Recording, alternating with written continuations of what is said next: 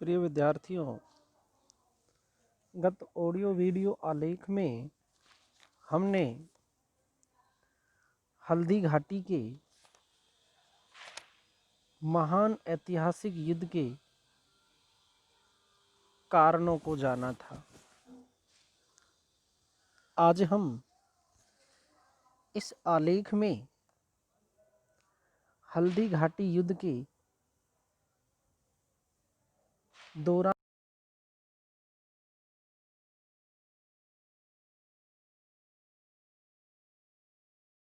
अध्ययन करेंगे। विद्यार्थियों, 18 मार्च 1576 ईस्वी को अकबर स्वयं अजमेर आया। उसने मान सिंह को अभियान का सेनापति नियुक्त किया था। मान सिंह अकबर का पूर्ण विश्वसनीय भी था और फरजंद की उपाधि से भी विभूषित किया गया था। फरजंद का अर्थ पुत्र होता है। मान सिंह के साथ आशफ खां, सैयद अहमद, गाजी खां, मिहत्तर खां, मजहिद बेग, जगन्नाथ कछवाहा, माधो सिंह, राय लूणकरण आदि थे।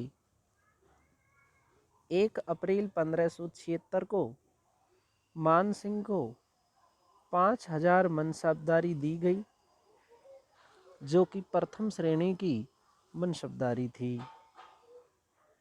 इतिहासकार बदायूनी भी मान सिंह के साथ था। अजमेर से चलकर वह मांडलगढ़ पहुंचा और इस स्थान पर वह 2 महीने ठहरा। इस विलंब का कारण शायद मान सिंह अतिरिक्त युद्ध सामग्री की राह देख रहा होगा, या फिर अकबर को यह आशा थी कि मुगल सेना का जमाव देखकर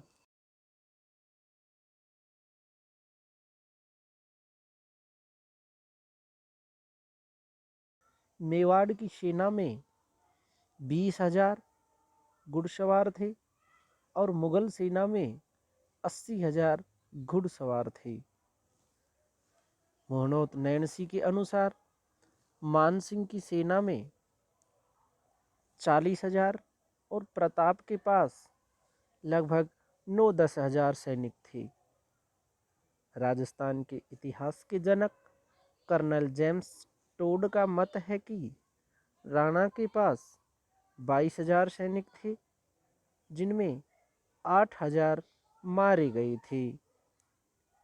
युद्ध मैदान में उपस्थित मुगल इतिहासकार बदायूनी मान सिंह के पास 5,000 घुड़सवार बताते हैं।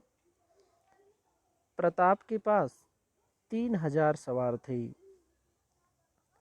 मान सिंह के पास तोपें थी, मगर राणा के पास कोई तोपें नहीं थी। दोनों ही पक्षों के पास निपुण हाथी थे। राणा की सेना पहाड़ियों के अंदर थी और मान सिंह बाहर उसका हल्दी घाटी के मैदान में इंतजार कर रहा था। आखिरकार प्रताप को ही सुरक्षित स्थान छोड़कर मैदान में आना पड़ा। इस स्थान तक जाने के लिए एक बहुत ही सकड़े रास्ते से जाना पड़ता था, जिसमें से एक समय में एक ही आदमी जा सकता था।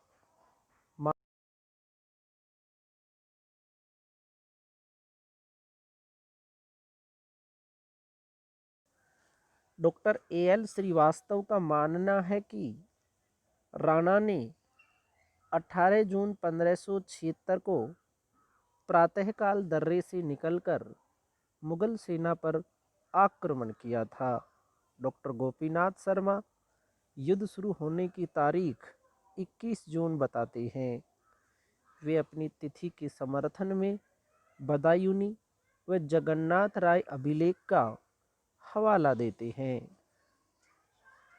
प्रारंभिक आक्रमण में प्रताप की सेना ने मुगलों की अग्रिम पंक्ति को धूल में मिला दिया और जगन्नाथ कछवाहा तथा आसफ खां को भागकर पीछे शरण लेनी पड़ी थी। दूसरा आक्रमण बाएं और दाहिने भाग पर हुआ और उसे भी हराकर पीछे हटा दिया गया। फतेहपुर सीकरी के शेख मंसूर डरकर भाग गया। वह यह चिल्लाता हुआ भागा कि घोर आपत्ति के समय भाग जाना मोहम्मद साहब की प्रमुख उक्तियों में से एक है। राणा ने अब मुगलों के मध्य भाग पर आक्रमण किया। इससे पूर्व राणा ने मुगलों के अग्रिम व बाएं दाएं भाग को पराजित कर दिया था। यहीं से युद्ध का पलड़ा बदला। मान सिंह ने बड़ी वीरता से युद्ध किया।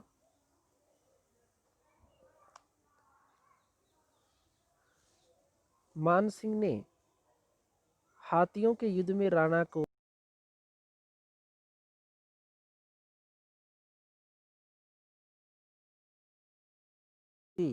मारे गए थे। प्रताप का हाथी राम प्रसाद, जिसे पाने को अकबर बहुत बेचैन था, मुगलों के हाथ पड़ जाता है।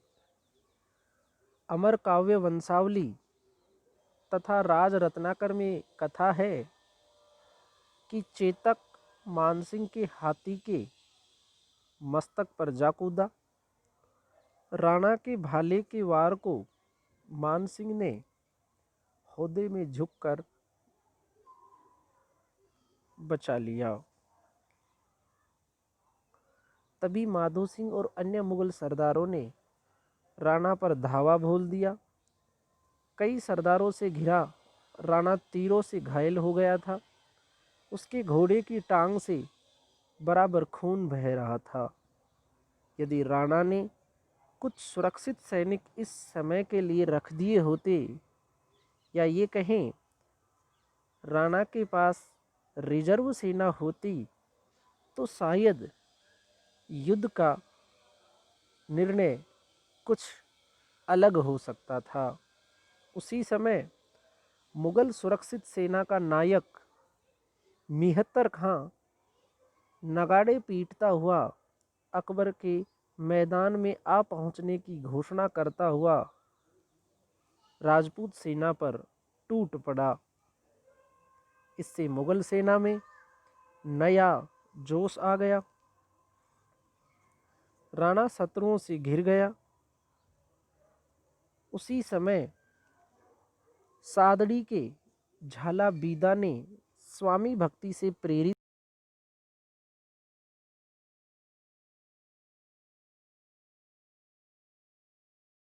का राजकीय छत्र खींच लिया और अपने आप को राणा घोषित कर मान सिंह की सेना पर झपटा।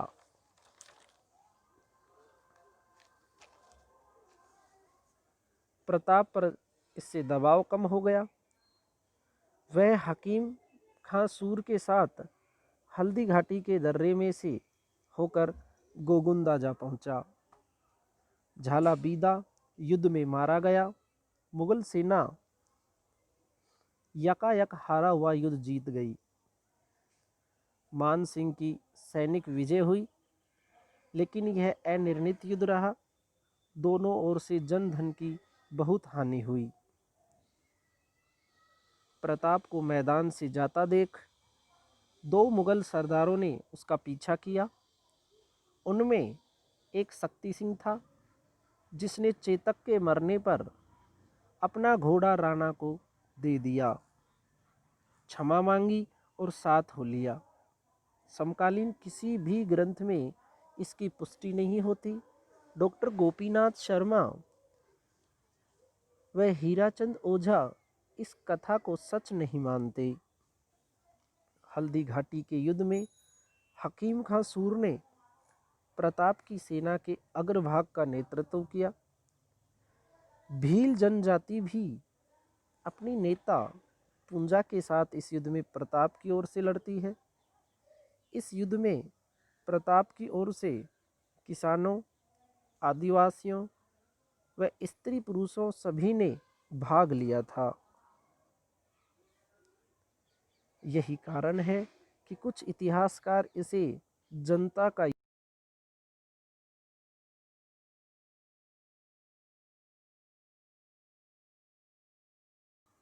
अबुल फजल इसे खमनोर का युद्ध मानते हैं। सर्वप्रथम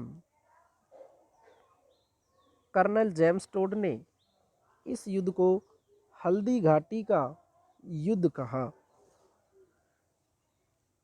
टोड इसे मेवाड़ की थर्मोपोली भी कहते हैं। Doctor A.L. श्रीवास्तव ने इसे बादशाह बाग का युद्ध, बनास घाटी का युद्ध भी कहा। हल्दी घाटी के युद्ध के बाद नवंबर 1576 ईस्वी में स्वयं अकबर ने मेवाड़ अभियान किया। अकबर को यह आशा थी कि प्रताप की सेना घबराकर आत्मसमर्पण कर देगी, किंतु ऐसा नहीं हुआ। अकबर गोगुंदा होता हुआ हल्दी घाटी तक आया, लेकिन उसे सफलता नहीं मिली। अंत में उदयपुर को जीतकर उसका नाम मुहम्मदाबाद कर दिया और वह मेवाड़ से सिरोही जालोर की विजय प्राप्त करता हुआ ईडर को अपने अधीन करते हुए अपनी राजधानी लौट गया।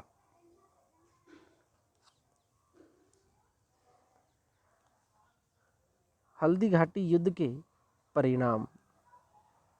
विद्यार्थियों, किसी भी युद्ध के परिणाम यह तय करते हैं कि अमुक युद्ध कितना महत्वपूर्ण रहा होगा।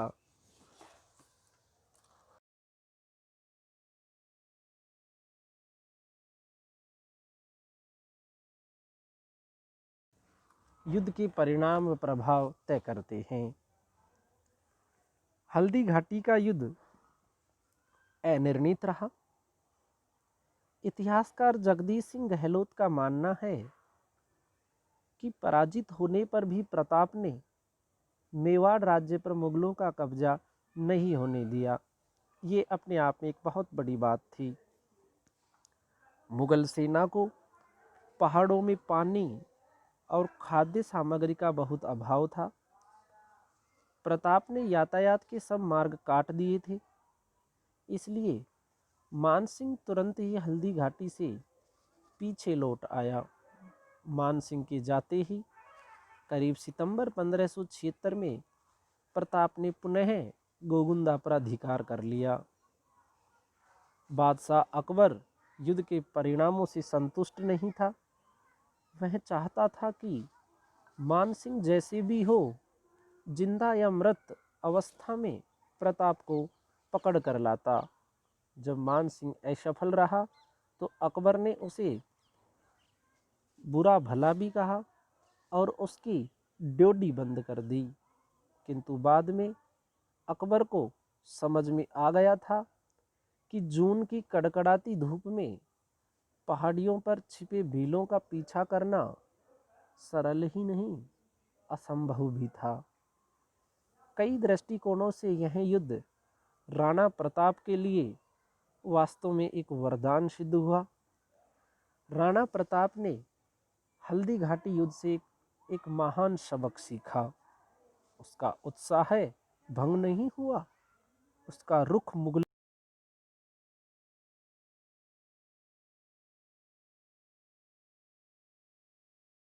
से बड़े व शक्तिशाली सम्राट से टक्कर ली थी।